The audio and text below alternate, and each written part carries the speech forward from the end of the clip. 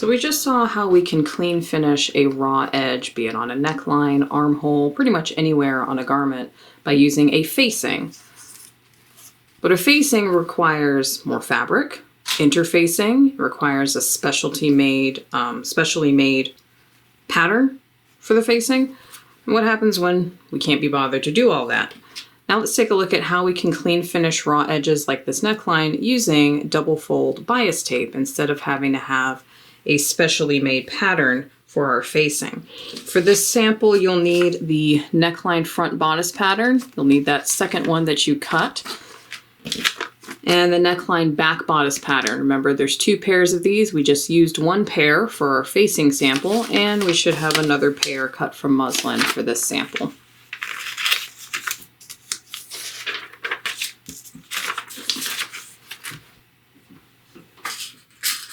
You're also going to need 1/4 inch double fold bias tape. You should have some left over from when we did our seam finish samples with the Hong Kong bias bind. Remember, it should be 1/4 inch double fold bias tape. If you are using a bias tape that is single fold, if you're using something that's larger than 1/4 inch, you're going to need to trim your bias tape down in order to get the correct finish. So when you get your double fold bias tape, it should look something like this. And you're going to need to unfold it 1 time, and you'll see the 2 edges are folded in towards the center. So this is what your double fold bias tape looks like. If you are making your own bias tape, remember to cut it at a 45-degree angle on your fabric, and it should be 1 inch wide. So again, if you are not using 1/4 inch double fold bias tape, and you've gotten bias tape that's wider than this, you need to trim it to 1 inch wide. So it should be 1 inch wide all the way across its full length. And if you are making your own, you'll just need to make yours a 1 inch wide. This is 22 inches, 22 to 23 inches, yeah, about 22.5 inches of bias tape. So you'll need about 20 to 22 inches. Will be more than enough for this sample. So again, make sure you've got 20 to 22 inches of bias tape. Make sure that it is 1 inch wide. Once you unfold everything, that it is 1 inch wide. So if you're using anything other than 1/4 inch double fold bias tape, make sure to trim that down to the correct width. If you're making your own, make it 1 inch wide. And if you're using double fold 1/4 inch bias tape that you've purchased from the store and it comes double folded like this, unfold it once and give it a good press so that it looks more like this. So it's flat on one side and you can see the 2 ends folded into each other on this side. So you'll just have to unfold it once and press it on the iron to get it to this state. So this is already kind of prepped. We're going to do a little bit more prep work on that in a moment, but let's work with our muslin pieces. We need to get our neckline prepared just like we did last time on the facing. So I'm going to take my front neckline. It's a symmetrical pattern. Doesn't matter which side you're using as long as you're using muslin. And I'll take my back neckline piece and align my shoulder seams. Remember again, the notches here at the top of the shoulder will not line up. Be sure that you're matching these raw edges on the side and matching your raw edges up here along your shoulder. Pin this in place. And it should make a smooth transition here at the neckline, even though there's a little bit of an overhang from the the front neckline piece. That's totally fine. As long as it's nice and flat along this side seam and that it's flush along the shoulder seam. Same thing over here. Match up these side edges just so that it's placed properly, and make sure that the shoulder seams, the raw edges of the shoulder seam, are matched up. Pin this in place.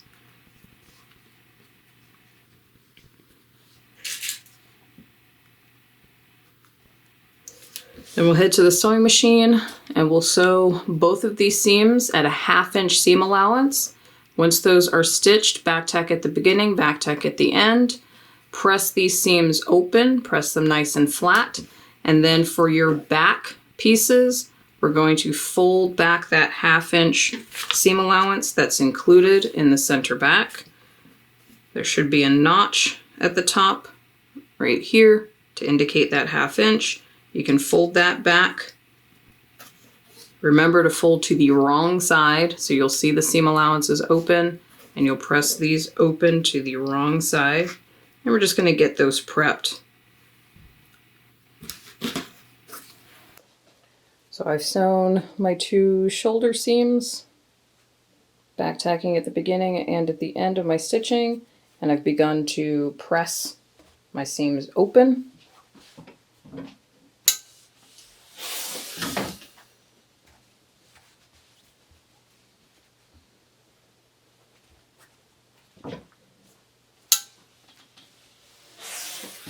And while I'm here, I can see my center backs that are raw.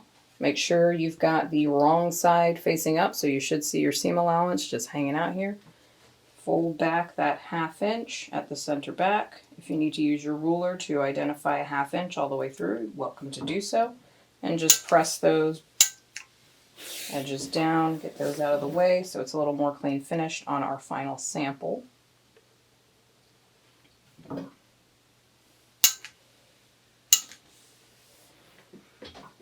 Now while I'm here at the iron, I'm going to do a little bit of prep work on my bias tape. Right now, again, make sure you've pressed, if you got double fold bias tape, make sure you just open it up one time and press it flat like this. So it should look just like this, should be flat on one side. You should have the 2 edges meeting at the center on this side. Just keep these edges folded because we're going to need those folds a little bit later. But you'll notice that my bias tape is very, very straight. It's a very straight line right now. And we want to fit it to the curve of this neckline. Now the great thing about bias tape or anything cut on bias is because it has stretch built into it, you can manipulate your bias tape to fit curves. And it's good to preemptively prepare your bias tape. I'm going to iron it with the loose edges facing up just so I can make sure that they're not doing anything crazy on me. So I want to make sure that those 2 folds on either side remain. But I'm going to start near the center of my work. I'm just going to use a hot iron. I'm not going to use any steam just yet. I'm going to curve my bias tape up into a little curved shape on one side. I'm not going to be able to get a very dramatic curve, but I can curve this tape, again, making sure that those 2 folds remain where they are. And I can start to bend a bit of a curve into my bias tape and get it just prepared for going around that neckline. This is not totally necessary, but it does help in the long run. I'm not using any steam, I'm just trying to heat set my bias tape. So it's not quite as straight as it was. It's got a little bit of a bend in it now. I'm happy with that. I'm just going to set this aside. And I'm going to head back to my sewing machine because even though I have pressed these seams open on my shoulder seams and I've pressed these seams back, this is now ready to go. I'm going to be trying to fit a curved line to a relatively straight piece of fabric.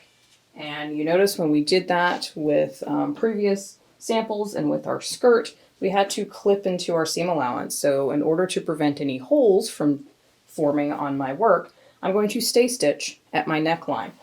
So I'm going to head to the work table really quickly to show you the order of operations for that stay stitching. Okay. Here's my work. Right side up, you can see the seam allowance is hanging out under here. I've got a couple of extra seam allowance bits hanging out, so I'm just going to trim those really quickly, just so it looks a little bit cleaner.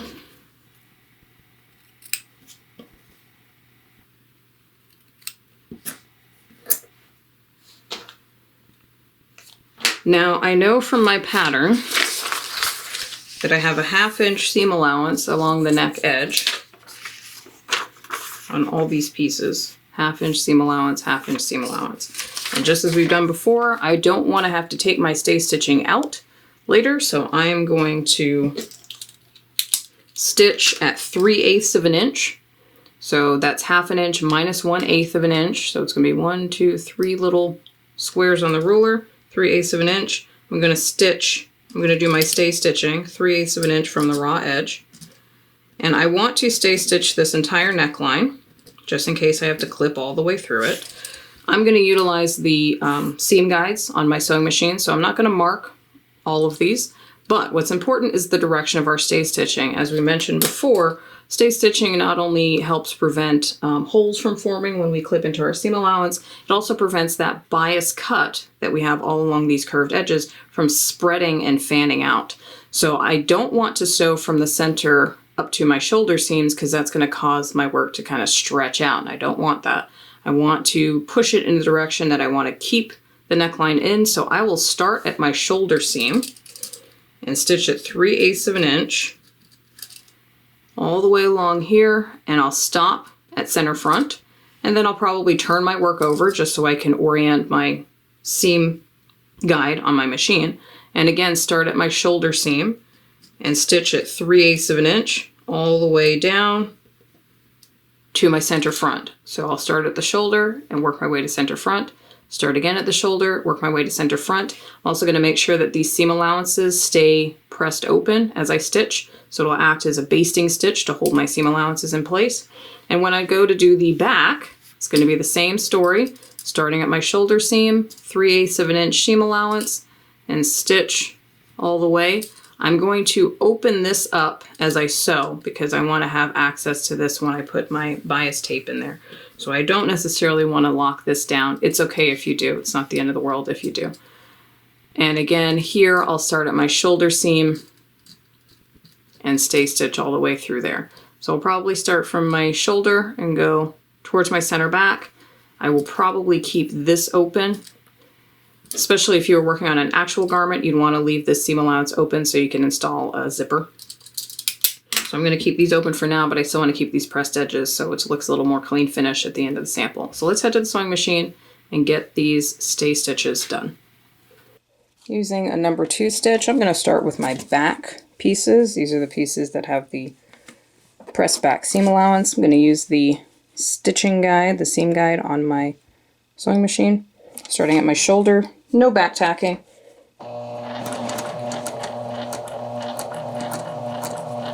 Do my best to sew with a 3/8 inch seam allowance, keeping this nice and flat. I'm not going to fold it under just yet. And that's done, no back tacking.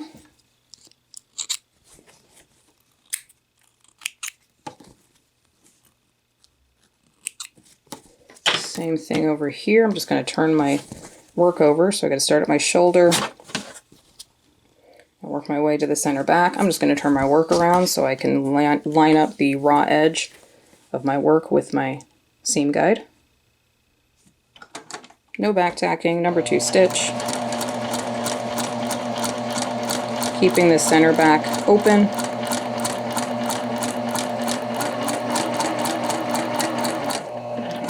That's it for that.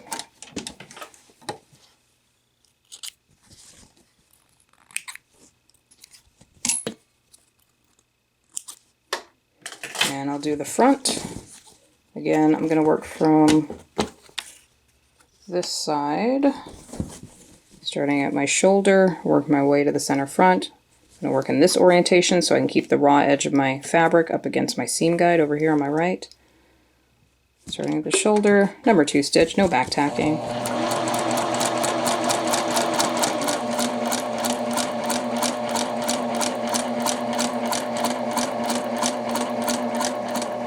This is just preemptive.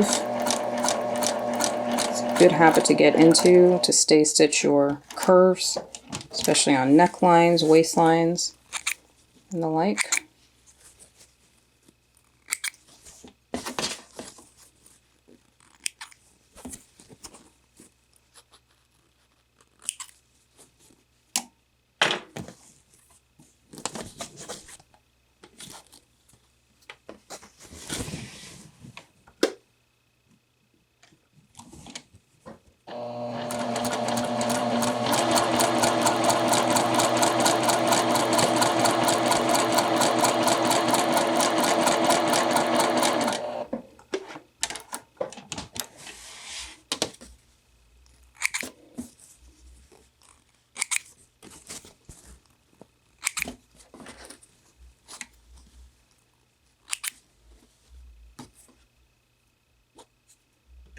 Okay.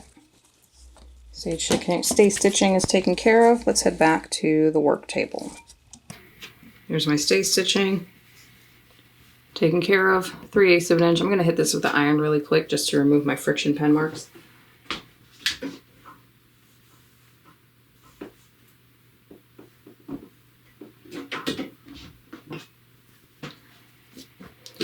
Now I'm going to grab my bias tape and we're going to set our bias tape into place. Just kind of want to get an idea of where the middle of it is, just so I have plenty of bias tape to work with. Like I say, this is 22 inches of bias tape. It's more than enough. 20 to 22 inches is more than enough for what we need to do. I'm going to start from my center back and I'm going to work my way around. Now, when we get ready to install this bias tape, if you open up one of these folded edges, you'll see that you have a 1/4 inch from the raw edge to the fold, especially if you're using the correct sized bias tape. So 2 little squares, 1, 2, 1/4 inch from the raw edge of my bias tape to this fold.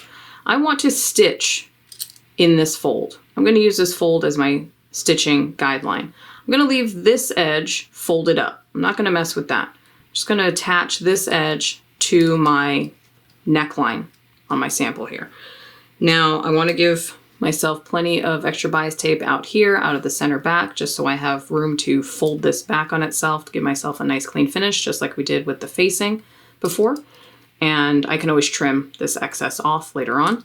But I know that I've got a 1/4 inch from this raw edge to my fold, but I've got a 1/2 inch seam allowance from this raw edge to where it states on my pattern.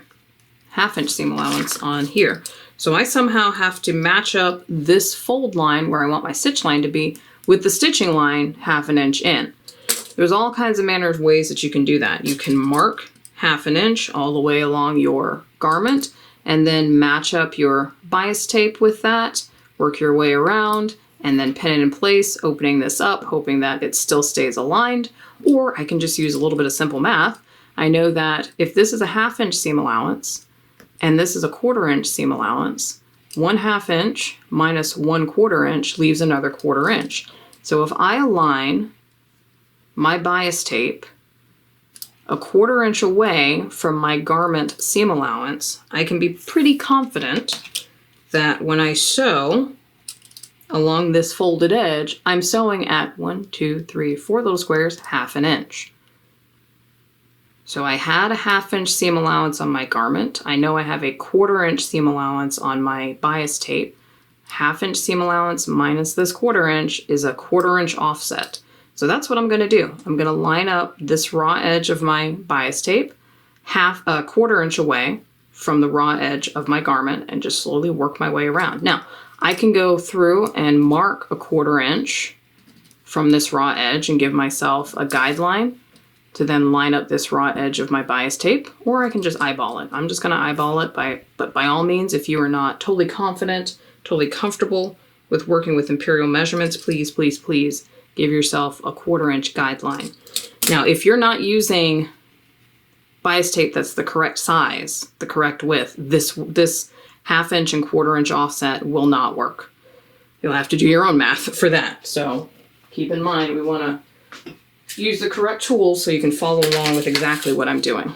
So I'm going to start pinning this in place. Again, I'm going to pin perpendicular to my stitching line. I'm not going to worry too much about what's going on over here on the center back. I'm going to end up folding this back anyway, but I'll come to that later. I want to leave a little bit of an overhang because I'm going to trim this and then fold everything into place later. I just want to make sure I get the edge of this correct. I'm going to do my best to curve this bias tape around. Notice that I'm still keeping this edge folded. We're going to need that for later. But it's getting pretty tight as I go around this curve, so I'm probably going to end up clipping into my garment if it turns out. I think the bias tape can do it. I think the bias tape can stretch around pretty well. I'm going to end up clipping into this neckline edge anyway in future, so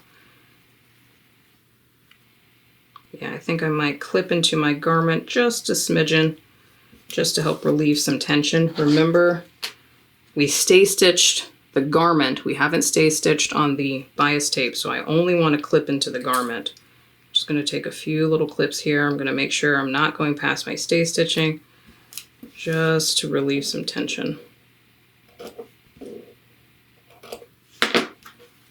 That'll help that stretch out a little bit.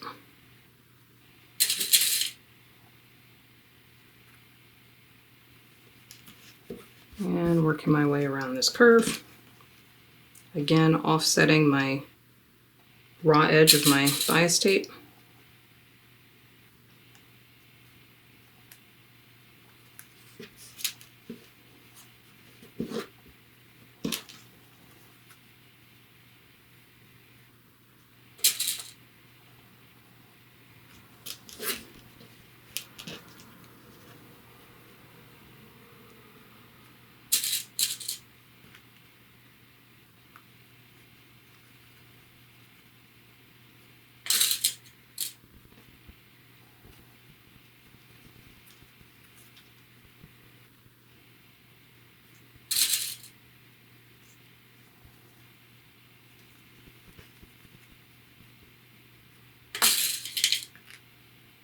I know it gets a little bit tight as I go up and around the shoulder, so I'm just going to clip preemptively into my garment a few times.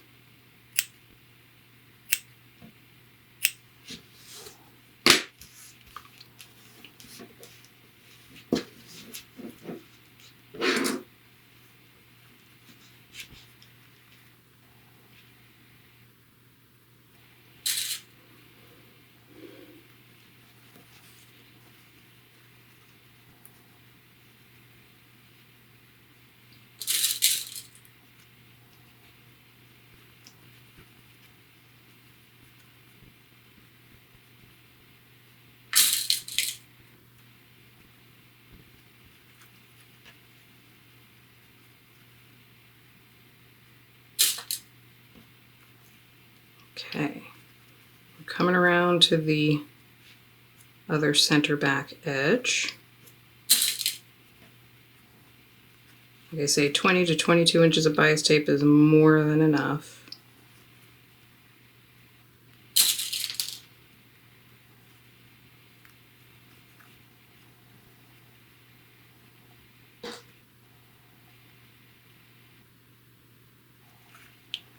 Okay. Lots of pins holding this in place. Remember to offset your raw edge of your bias tape because it has a different seam allowance than your garment does. Clip into your garment if you need to relieve some of the tension around some of these more treacherous curves. You can see I've got plenty of bias tape left. I'm now going to trim that excess bias tape. I want to match up. Remember, this has been folded. I pressed this before. I'm just unfolding it now just so I can find this edge. I'm going to clip and remove all my excess bias tape off that edge, keeping this flush. And I'll fold everything back just as we did for the facing and pin this in place. So I want to make sure this folds all the way back and that it's the similar length to my center back here. I'm going to fold that back, pin everything down. Still keeping my 1/4 inch offset at the raw edge. So again here, offset seam allowance, that's folded all the way back. It's still folded under on this edge. I'll do the same over here. Here's my center back where I preemptively pressed. I'm just going to open this up so it's a raw edge hanging over here. I'm going to clip this bias tape to match that raw edge right there. Keep this at a 1/4 inch offset and then fold everything under. So that's all folded underneath and pin that in place. Now, just as we did for the facing, I'll head to my sewing machine, starting from center back, number 2 stitch, back tack at the beginning, work my way all the way around, 1/2 inch seam allowance, all the way around, stitching through all the layers. And when I get back to my other center back, I'll back tack at the end. Okay, here's my folded end here. I'm just going to stitch through all the layers, 1/2 inch seam allowance, number 2 stitch, back tack at the beginning. And if it helps, you can use the fold of your bias tape as a seam guide as well. I'm using the seam guide on my machine.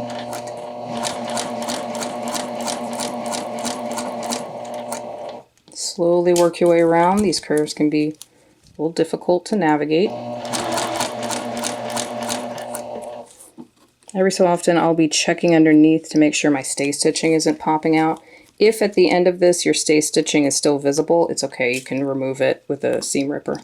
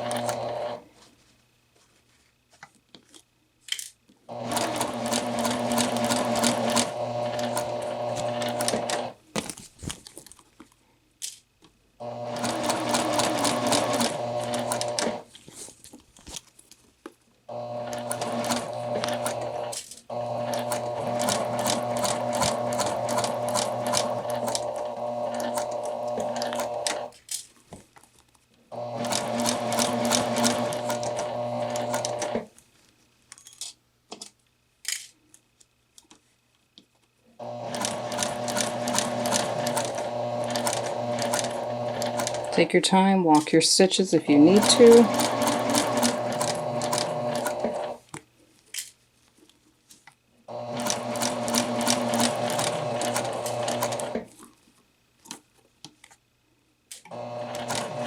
And back tack at the end.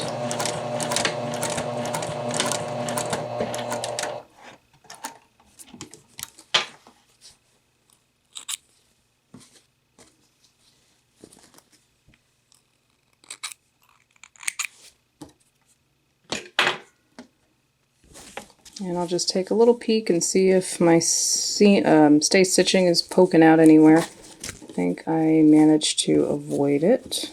So you can see there's my original stay stitching on my garment, and then here's my seam. So if I pull this up, I shouldn't see any stay stitching.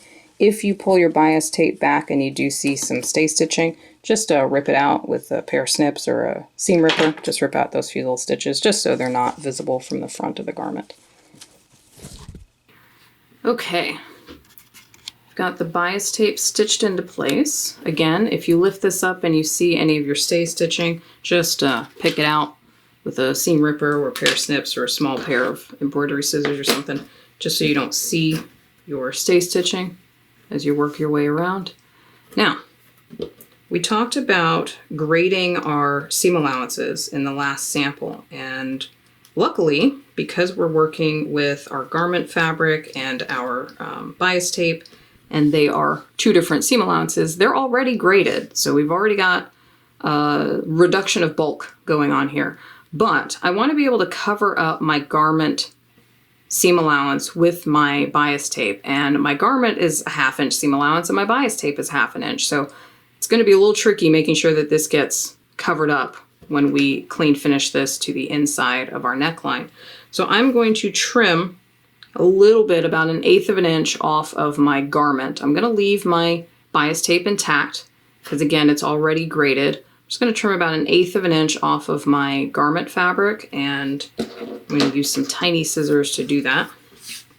And it's just the garment fabric that I'm going through. I'm not going to deal with my bias tape. Just about 1/8 of an inch off of this, all the way around.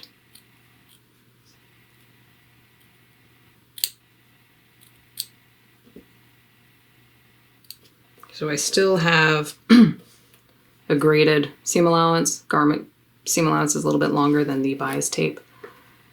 If it gets to be similar length, it's okay. It's not the end of the world. No one's gonna know. But it'll help reduce bulk if I can keep these graded seam allowances.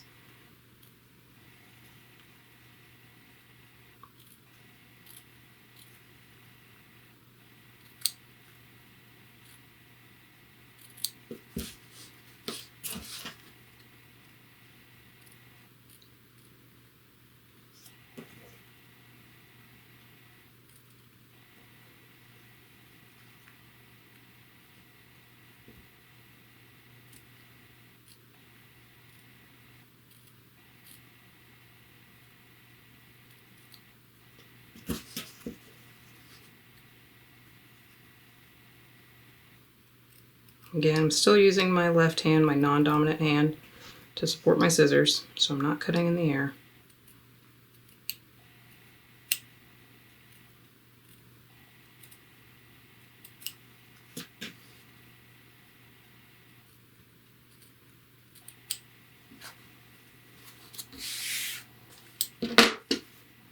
Okay, so I've trimmed down that seam allowance, and now when I cover this up with my bias tape, I'm pretty confident it'll cover up the seam allowance of my garment.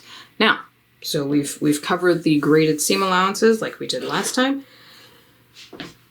Now we've got to do what we always do and clip our curves. So I'm going to cut little triangles, and this is all a curve, so I'm going to be cutting triangles all over the place. Back here at my center back, these are relatively straight seams right here. I'm not worried about these first few inches, but I'm going to clip all the way around the rest of that curve. And I'm going to clip through both layers because you can already see as you start to tuck that bias tape in, we're starting to get that buckling and rippling from the seam allowance from that excess bulk. So we're going to reduce some of that and cut out little triangles all the way around this neckline curve through both layers.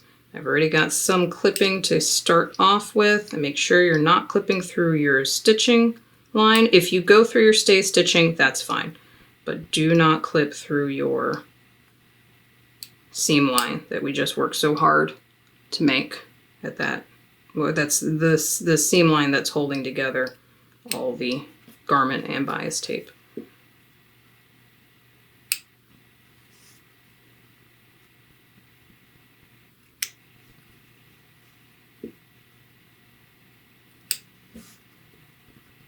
Be very careful. Take your time, small scissors, small cuts. It's better to cut less and then go back and cut in a little bit deeper rather than overcutting at the very beginning.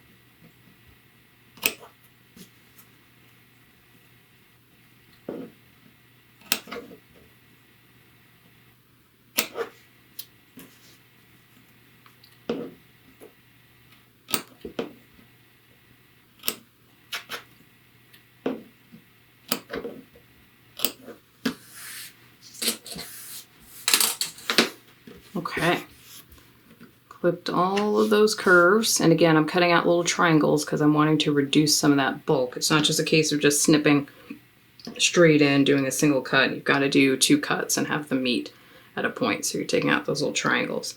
Now I'm going to go to the iron. I'm going to press all of my bias tape up towards my seam allowance. I'm just going to work in small sections. You want to make sure you don't get too many wrinkles or anything, but as you can see, if you were to try to press it all at once, you get a lot of bunching and wrinkling. We just want to set this seam into place. Back here at our center back where we folded our bias tape under, we can push this up and over our seam allowance, giving us a nice clean finish. Same thing over here, we can pull this bias tape up and over our seam allowance so it's a nice clean finish, and I'll head to the iron and press this in place. Just going to work in small sections.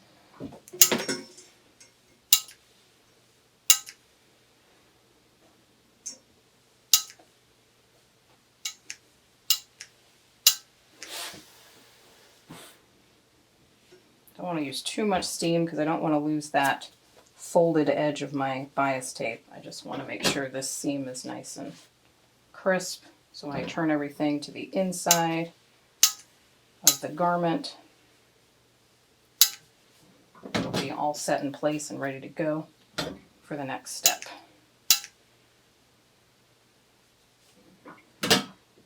Now on the neckline facings, in our last sample with the neckline facings, we installed our facing and then we had to make sure that the facing didn't pop back out. So we're going to end up pushing this bias tape all the way to the inside of our garment, so we shouldn't see it from the outside, and we want to make sure it doesn't accidentally pop back out or roll its way back out. So we're going to understitch again. Now the last time we did the facing sample, we were understitching all of the seam allowance towards our facing, and we were stitching from the inside, the underside. This time, just because we've got so many lines of stitching already, just so we don't get confused, we're going to understitch from the outside. So I'm going to take this to my machine and I'll start from this end and I'll place my work into my machine so I can understitch right along this edge where my bias tape is, just inside of that seam line. Let me show you what I'm about to do. So here's our seam allowance inside, our graded seam lines, our clipped curves. We've just pressed all of the bias tape up to cover up this seam allowance. We've pulled our bias tape up and over the edges here at our center backs. And I'm going to place my work into my sewing machine with this orientation. So this is the outside of the garment, nice and clean finish. We can't see any of this nasty seam allowance hanging out here. And I'm going to place my work into my sewing machine.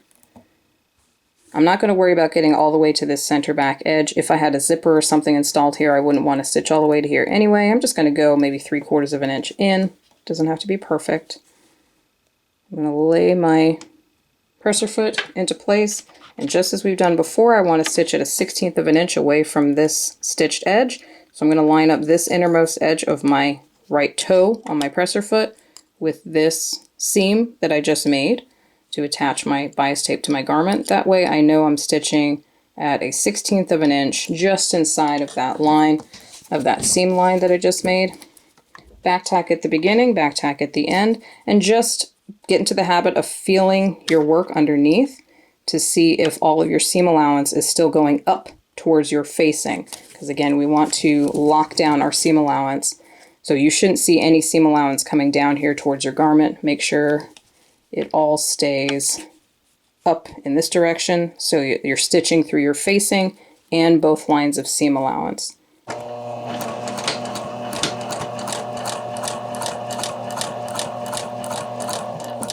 Work slowly. Remember, we're going around curves. Take your time, walk your stitches.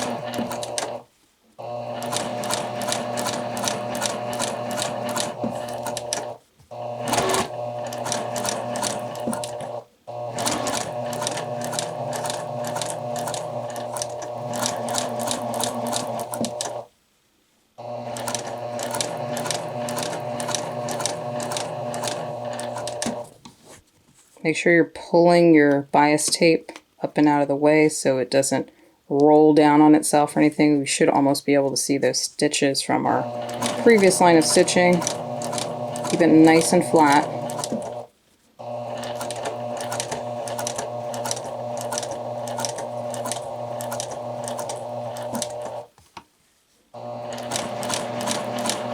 And once again, I'm not going to worry about getting all the way to this end here. I'm just going to stop about 3/4 of an inch away and back tack.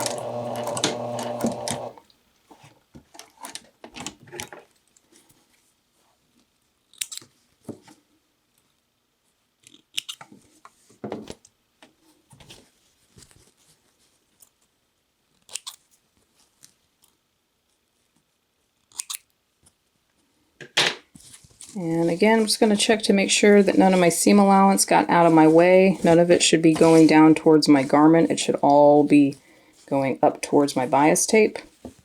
It's looking pretty good. It's looking like a mess in here, but we're going to clean finish all of that. Let's head back to the iron. Okay, we're almost there. We're just going to push all of this bias tape to the inside of the garment. Going to push that inside so it's nice and clean finished on the outside of the garment, and then our bias tape sits on the inside here. And we're going to press this. Remember to keep that folded edge because we're going to need that for the last step to lock all of this down. Right here in our center backs, you should have a nice clean folded finish. If my camera would focus on that, that'd be great. Nice clean folded finish, and that will fold down onto itself to give you a nice clean finish at center back and along this edge. So we're going to press this, get this set in place. Be careful while you're pressing this. We don't want to lose that folded edge. So work in small sections.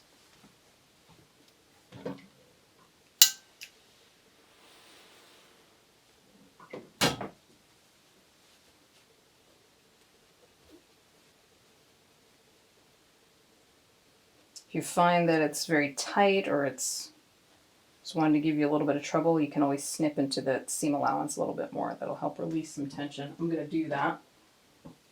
Just put a couple of clips in here just to relieve some more tension.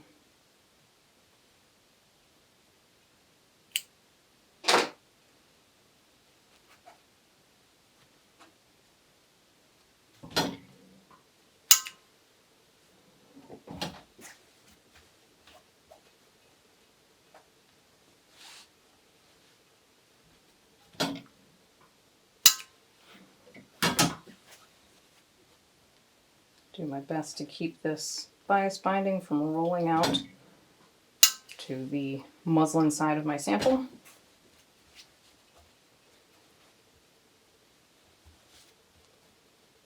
I'm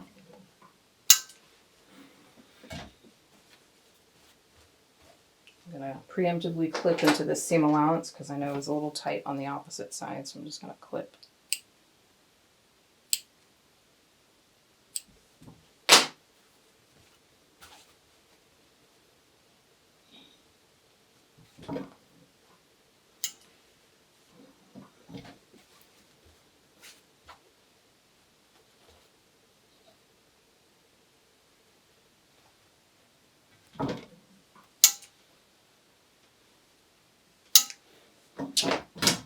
Okay, so you've kind of got that pressed. Let's head back to the work table, get this pinned in place, and then we'll finish this off.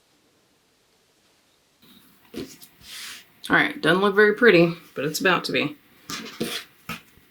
Again, I'm going to take this bias tape. I'm going to make sure everything's folded nice and flat and out of the way. You should see a little bit of your muslin fabric folding its way to the inside of the garment.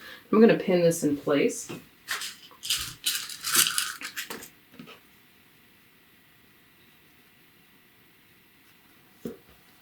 And work my way around this edge. Again, making sure that my bias tape isn't showing through to the front side of the garment.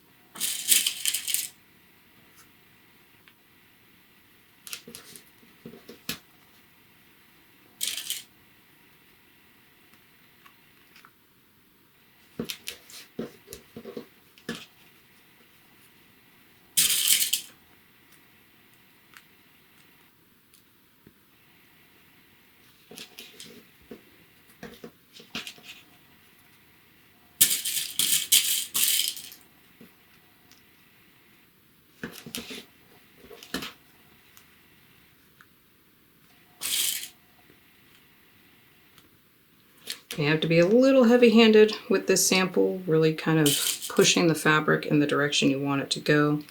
Don't worry about the bias tape, it will stretch to a degree. So you really have to push it into the place that you want it. Okay.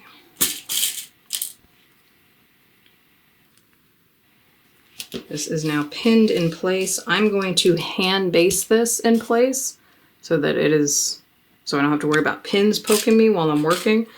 To finish off this edge, to keep this folded edge from flipping up on us while we're, wearing a garment, you can either top stitch along this edge or on that folded edge. You will have stitching visible on the front, however, or you can hand stitch it in place with an uneven slip stitch. I'm going to hand stitch mine into place. I'm just going to get some needles.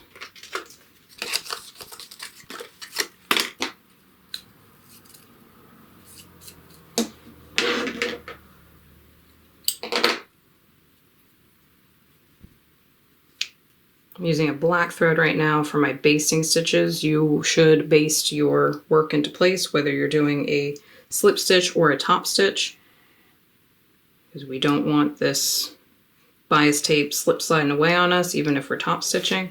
So I'm going to hand stitch mine into place so it doesn't go anywhere.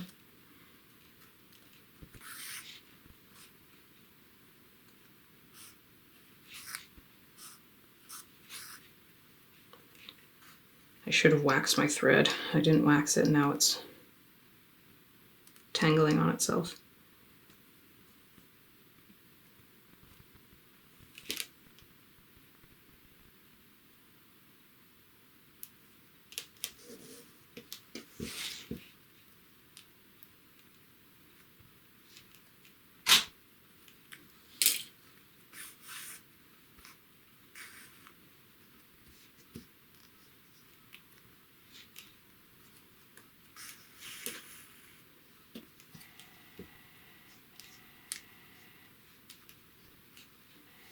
Remember, this is a 1/4 inch folded back edge on your bias tape. So make sure you're stitching fairly close to the edge, otherwise you're not going to catch that folded edge and it's just going to flip back out on you. So about 1/8 of an inch or so from that folded edge. If you want to photograph your work once it's hand basted in place, you're welcome to do so.